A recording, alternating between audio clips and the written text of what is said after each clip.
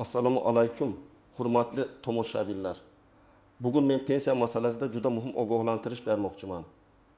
1 avgustdan pensiya hisoblash va qayta hisoblash tartibida ayrim jihatlar yangicha qo'llanadi.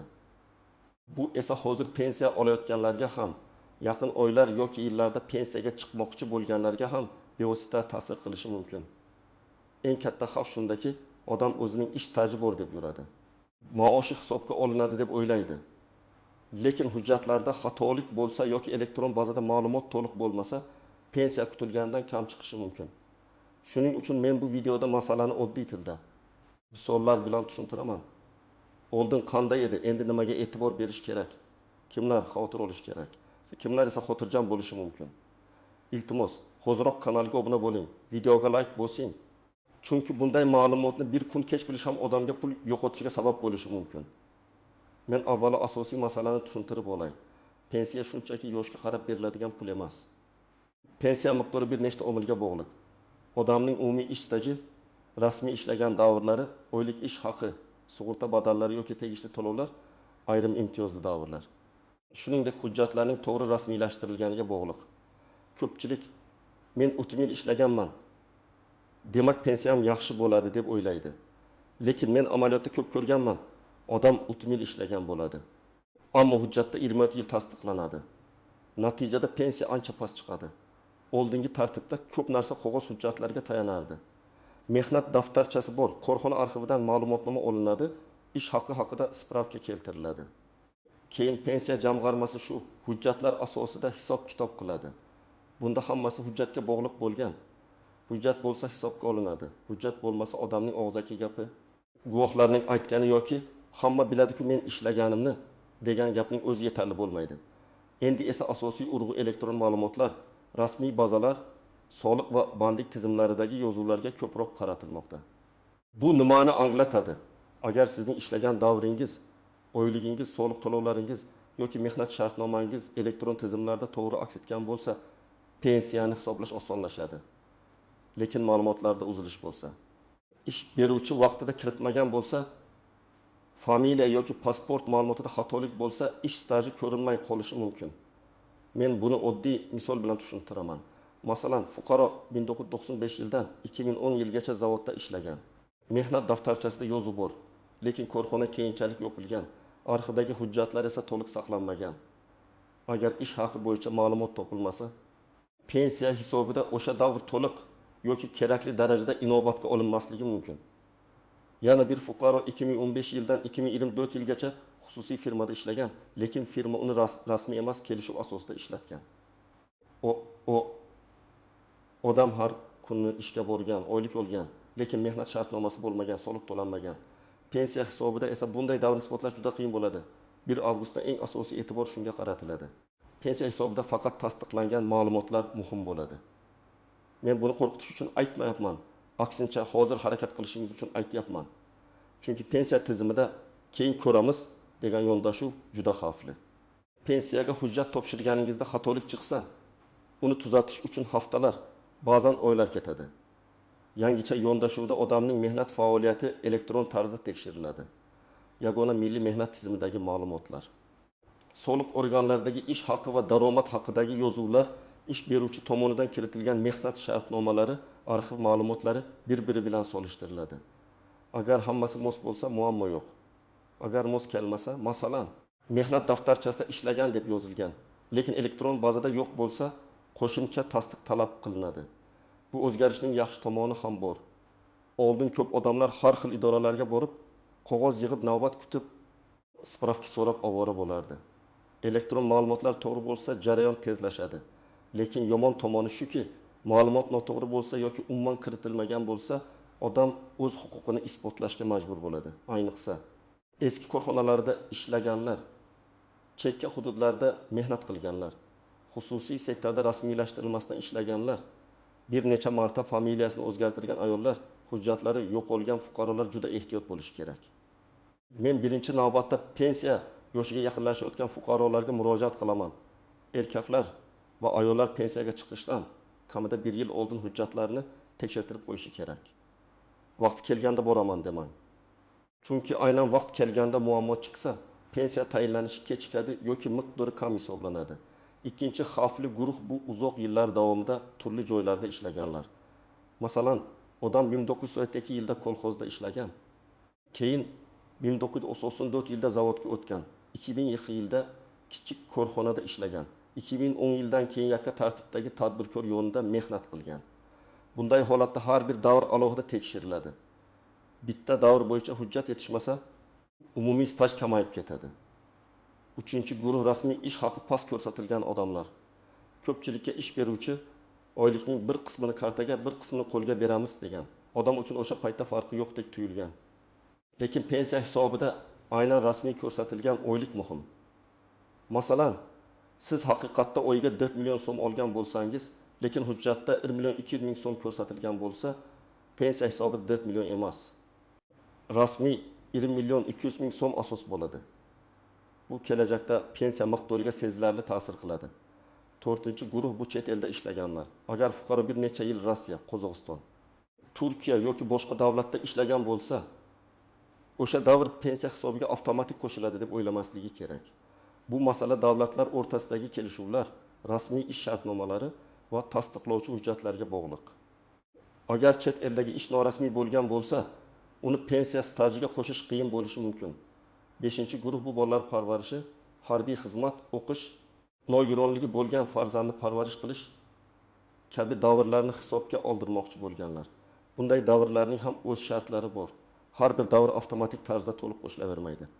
Masalan, bola parvarishi davri uchun bolaning tug'ilganlik guvohnomasi, onaning ish faoliyati bilan bog'liq ma'lumotlar, ayrim hollarda boshqa tasdiqlovchi hujjatlar talab qilinishi mumkin. Agar siz butun faoliyatingiz davomida rasmiy ishlagan bo'lsangiz, mehnat shartnomalaringiz elektron tizimda ko'rinib turgan bo'lsa, ish beruvchingiz soliqlarni vaqtida to'lagan bo'lsa, ish haqi rasmiy ko'rsatilgan bo'lsa, sizda katta muammo bo'lmasligi kerak. Lekin men baribir umuman tekshirmang demayman. Chunki xatolik odamning aybi bo'lmasa ham chiqishi mumkin. Masalan, familiyada bitta harf noto'g'ri yozilgan bo'lishi mumkin. Pasport seriyasi eski bo'lishi mumkin. Ishga kirgan sana bilan ishdan bo'shagan sana elektron bazada noto'g'ri tushgan bo'lishi mumkin. Korxona nomi o'zgargan, lekin tizimda eski va yangi nomlar bog'lanmagan bo'lishi mumkin. Shu sababli men har bir fuqaroga, ayniqsa 65 yoshdan oshganlarga o'z mehnat ma'lumotlarini oldindan tekshirtirishni tavsiya qilaman.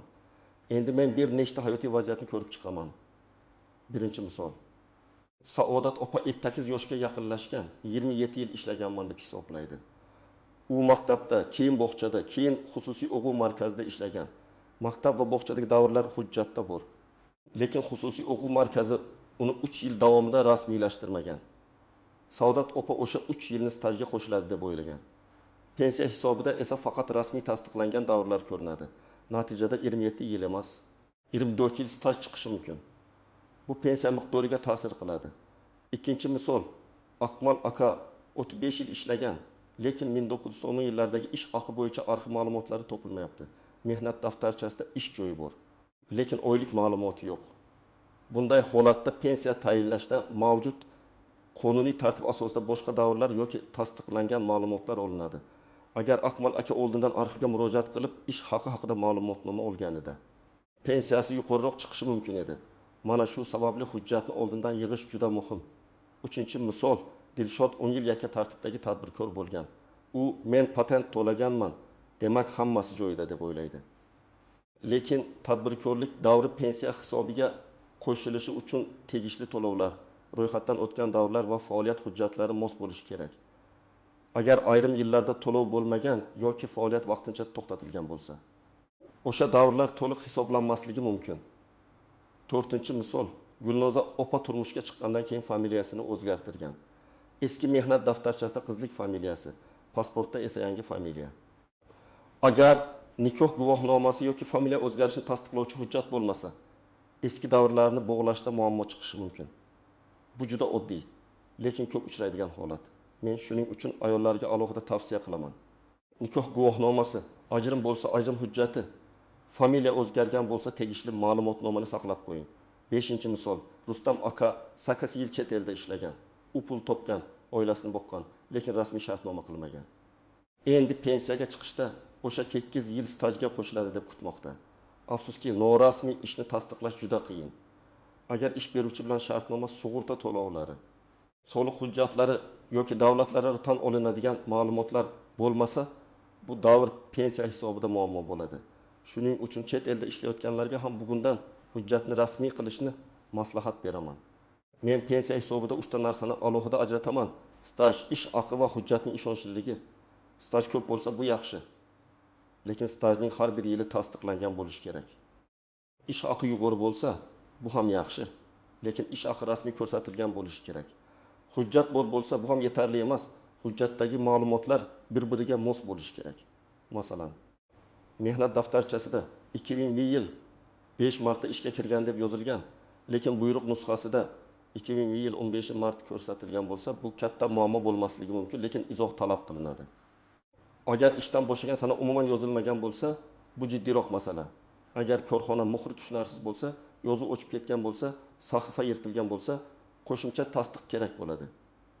Yana bir nozik jihat. Ayrim odamlar pensiyaga chiqqandan keyin ham ishlaydi. Bunday holatda keyinchalik qayta hisoblash masalasi paydo bo'lishi mumkin. Agar pensiya oluvchi rasmiy ishlagan bo'lsa va tegishli to'lovlar amalga oshirilgan bo'lsa, u o'z pensiyasini qayta hisoblatish huquqiga ega bo'lishi mumkin. Lekin bu ham avtomatik bo'ladi deb kutmaslik kerak. Qaysi davr, qaysi to'lov, qaysi tartib asosida qayta hisoblanishi aniq tekshiriladi. Endi men ko'pchilik e'tibor bermaydigan nozik joylarni aytaman. Birinchi xavf, arxivda hammasi bor deb ishonib yurish. Arxivda hammasi bo'lmasligi mumkin. Korxona yopilgan, hujjatlar topshirilmagan, yong'in bo'lgan. Noto'g'ri saqlangan yoki boshqa sabablar bilan ma'lumot topilmasligi mumkin. Agar siz eski korxonada ishlagan bo'lsangiz, pensiyaga chiqishdan oldin emas, hozirdan arxiv ma'lumotini so'rang. Ikkinchi xavf, mehnat daftarchasidagi xatolar. Sana noto'g'ri yozilgan, buyruq raqami yo'q, muhr bosilmagan, imzo yo'q, lavozim nomi tushunarsiz yozilgan bo'lishi mumkin. Ba'zan odam buni oddiy narsa deb o'ylaydi, lekin pensiya hisobida har bir yozuv huquqiy ahamiyatga ega. Uchinchi xavf, o'rindoshlik asosida ishlagan davrlar. Agar odam bir vaqtning o'zida 2 joyda ishlagan bo'lsa, bu ish haqi hisobida ahamiyatli bo'lishi mumkin, lekin stajni 2 barobar qilib bermaydi. Ya'ni bir yil ichida 2 joyda ishladingiz degani 2 yil staj bo'ladi degani emas. Bu masalani ko'pchilik noto'g'ri tushunadi. 4-xavf, norasmiy daromad. Pensiya hisobida men shuncha pul topganman degan gap emas. Rasmiy daromad muhim. Agar ish beruvchi sizga konvertda pul bergan bo'lsa, bugun bu qulay tuyulgandir, lekin ertaga pensiya zarar bo'ladi. Men ayniqsa yoshlarga aytaman, rasmiy ish haqi past ko'rsatilishga befarq bo'lmang. Bu sizning kelajakdagi pensiyangizga ta'sir qiladi. 5-xavf, hujjatlarni oxirgi oyda yig'ish. Pensiyaga chiqish muddati yaqinlashganda odam shoshiladi, idoralar orasida yuradi, arxiv javobini kutadi. Agar bitta hujjat kechiksa, pensiya tayinlash ham cho'zilishi mumkin. Shuning uchun men doim aytaman, pensiya hujjati pensiyaga chiqadigan kuni emas, undan ancha oldin tayyorlanadi. Endi nima qilish kerak? Men sizga aniq qadamlarni aytaman. Birinchi qadam, o'z mehnat daftarchangizni tekshiring. Undagi har bir yozuvni ko'rib chiqing. Ishga kirgan sana bormi? Ishdan bo'shagan sana bormi? Buyruq raqami yozilganmi? Imzo va muhr bormi? Korxona nomi aniqmi? Familiya va ism to'g'rimi? Agar xato ko'rsangiz, uni hozirdan tuzatishga harakat qiling. Ikkinchi qadam, elektron mehnat ma'lumotlaringizni tekshiring. Buning uchun davlat xizmatlari markaziga murojaat qilishingiz, tegishli elektron davlat xizmatlari orqali ma'lumotlarni ko'rishingiz yoki ish beruvchingizdan siz haqingizdagi mehnat shartnomasi tizimga kiritilgan-kiritilmaganini so'rashingiz mumkin. Agar hozir ishlayotgan bo'lsangiz, kadrlar bo'limidan rasmiy ma'lumot oling. 3-qadam, ish haqi bo'yicha ma'lumotlarni tayyorlang. Ayniqsa eski yillardagi maoshlaringiz pensiya hisobida muhim bo'lishi mumkin. Korxona faol bo'lsa, buxgalteriyadan ma'lumotnoma so'rang. Korxona yopilgan bo'lsa, arxivga murojaat qiling. Arxivga murojaatda qaysi yillarda, qaysi korxonada, qaysi lavozimda ishlaganingizni aniq yozing. Eski korxona nomi o'zgargan bo'lsa, buni ham ko'rsating. 4-qadam. Shaxsiy hujjatlarni tartibga keltiring. Pasport yoki ID karta, tug'ilganlik haqidagi guvohnoma, nikoh guvohnomasi, familiya o'zgarishi haqidagi hujjat, bolalarning tug'ilganlik guvohnomalari, harbiy bilet, diplom, nogironlik yoki parvarish bilan bog'liq hujjatlar kerak bo'lishi mumkin. Hammasining nusxasini alohida papkaga solib qo'ying. Beshinchi qadam, pensiya jamg'armasining hududiy bo'limiga oldindan murojaat qiling. Men pensiya yoshiga yaqinlashyapman. Hujjatlarimni oldindan tekshirtirmoqchiman deb ayting. Mutaxassislar qaysi davr bo'yicha hujjat yetishmayotganini aytib berishi mumkin. Agar siz pensiya olayotgan bo'lsangiz va qayta hisoblashga asos bor deb o'ylasangiz, yozma ariza bilan murojaat qiling. Og'zaki gap bilan cheklanib qolmang. 6-qadam, ish beruvchingizdan rasmiylashtirishni talab qiling. Agar siz hozir norasmiy ishlayotgan bo'lsangiz, bilingki, har bir norasmiy oy kelajakda pensiya masalasida sizga zarar qilishi mumkin. Mehnat shartnomasi bo'lishi, ish haqi rasmiy ko'rsatilishi, soliq va boshqa majburiy to'lovlar qonuniy yuritilishi kerak. Hozircha shunday ishlayvering degan gapga ko'nib yurish kelajakda katta yo'qotish bo'ladi. 7-qadam, ariza yozganda aniq yozing. Masalan, 1998 yildan 2004 yilgacha falon korxonada ishlagan davrimni pensiya stajiga qo'shish uchun tekshirib berishingizni so'rayman deb yozing. Agar ish haqi bo'yicha ma'lumot kerak bo'lsa, falon yillar uchun ish haqi ma'lumotlarini aniqlashda amaliy yordam berishingizni so'rayman deb yozing. Arizangizga nusxalar ilova qiling va qabul qilinganini tasdiqlovchi belgi yoki ro'yxat raqamini oling. 8-qadam. Agar rad javobi olsangiz, sababini yozma talab qiling. Hisobga olinmadi degan og'zaki javob yetarli emas. Nima uchun hisobga olinmadi? Qaysi hujjat yetishmayapti? Qaysi norma asosida rad etildi? Bularni bilishingiz kerak. Shundan keyin hujjatni to'ldirish yoki yuqori turuvchi organga murojaat qilish mumkin bo'ladi. Agar siz allaqachon pensiya olayotgan bo'lsangiz, bu menga tegishli emas deb o'ylamang. Pensiya miqdori ayrim holatlarda qayta ko'rib chiqilishi mumkin. Masalan, ilgari hisobga olinmagan ish staji bo'yicha hujjat topildi. Ish haqi ma'lumoti aniqlandi. Sud qarori bilan ishlagan davr tasdiqlandi. Yoki pensiya tayinlangandan keyin rasmiy ishlagan davr bo'yicha qayta hisoblashga asos paydo bo'ldi. Bunday vaziyatda siz murojaat qilish huquqiga egasiz. Lekin bu yerda ham ehtiyot bo'lish kerak. Qayta hisoblash faqat pensiya oshadi degani emas. Agar eski hisob-kitobda xatolik aniqlansa, ayrim hollarda ortiqcha to'langan summa masalasi ham ko'tarilishi mumkin. Shuning uchun men tavsiya qilaman. Har qanday qayta hisoblashdan oldin hujjatlaringizni mutaxassis bilan ko'rib chiqing. Nimaga asoslanib murojaat qilayotganingizni aniq biling. Yana bir masala, pensiya kartangizga pul tushyapti, demak hammasi joyida deb o'ylamang. Sizning pensiya hujjatingizda qaysi stajlar hisobga olingan, qaysi ish haqi davri olingan, qaysi imtiyozlar qo'llangan, bularni bilishga haqqingiz bor. Agar shubhangiz bo'lsa, pensiya ishingiz bo'yicha ma'lumot so'rang. Mendan ko'p so'rashadi. Mehnat daftarcham yo'qolgan bo'lsa nima qilaman? Bunday holatda avvalo oxirgi ish joyingizga, keyin oldingi ish beruvchilarga, korxona yopilgan bo'lsa arxivga murojaat qilasiz. Buyruqlar, ish haqi vedomoslari, shaxsiy kartochkalar, soliq ma'lumotlari yordam berishi mumkin.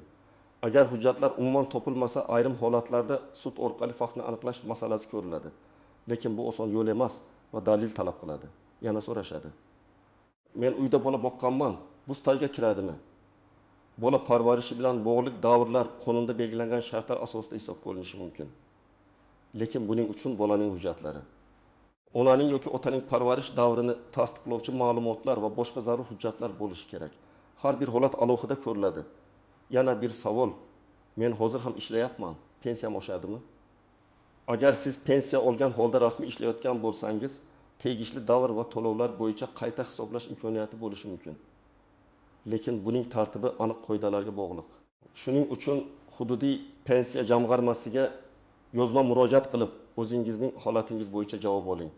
Hurmatli tomoshabinlar, 1 avgustdan pensiya hisoblash masalasida eng muhim qoida shuki, hujjat to'g'ri bo'lsa, ma'lumot elektron bazada aks etsa, rasmiy ish haqi va staj tasdiqlansa, odam o'z haqini olish imkoniyatiga ega bo'ladi. Lekin hujjatda xato bo'lsa, ish norasmiy bo'lgan bo'lsa, arxiv ma'lumoti topilmasa yoki elektron tizimda ma'lumot ko'rinmasa, pensiya kutilgandan kam chiqishi mumkin. Men sizga maslahat beraman. Bugunoq mehnat daftarchangizni tekshiring. Ish joylaringiz bo'yicha ma'lumotlarni yig'ing. Arxivga kechiktirmay murojaat qiling. Elektron bazadagi yozuvlaringizni ko'ring va pensiya jamg'armasidan oldindan maslahat oling. Pensiya bu faqat bugungi nafaqa emas, bu sizning yillar davomida qilgan mehnatingizning natijasi. Uni himoya qilish uchun hujjatni hozirdan tartibga keltirish kerak. Agar sizda ham pensiya hisoblash, staj, ish haqi, arxiv yoki qayta hisoblash bo'yicha savollar bo'lsa, fikringizni izohlarda yozib qoldiring. Videoni yaqinlaringizga yuboring.